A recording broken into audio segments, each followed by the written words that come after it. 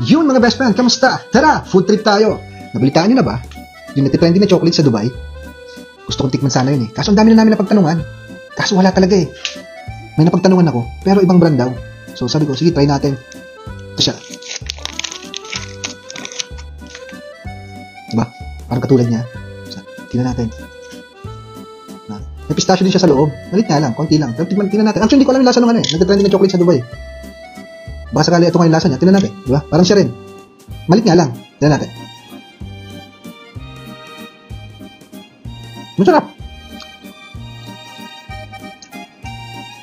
Masarap siya.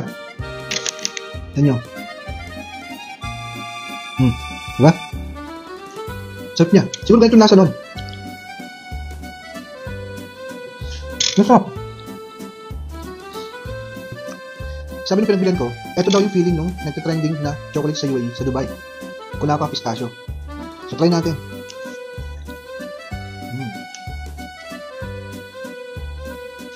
Palaman natin siya dito.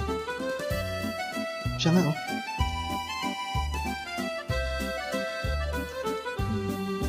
Pistachio.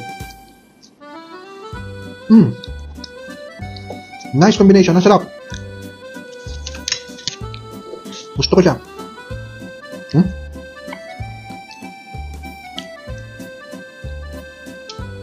Baka ganito nga yung lasa nun. Sarap. Yun mga best friend, bumili din ako ng ordinary chocolate. Papalaman natin to kung ano magiging lasa. Eh syempre ito magdadala eh. Diba?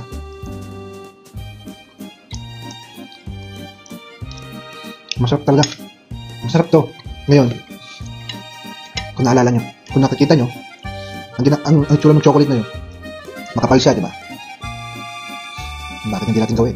Subukan natin. Siyempre, pag food trip, walang maatrasan. Palaman natin, ito yung natin parang tinapay. Diba? Ayun siya.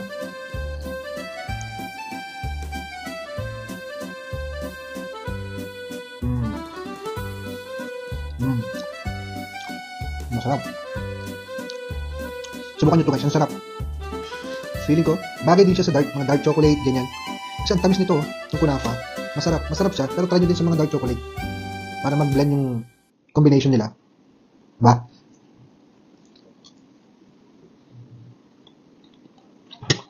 Iba kasi talaga pag nag-crave ako eh. Kailangan para matikman ko. Mga best friend. Yun mga best friend, craving satisfied naman tayo. Approve!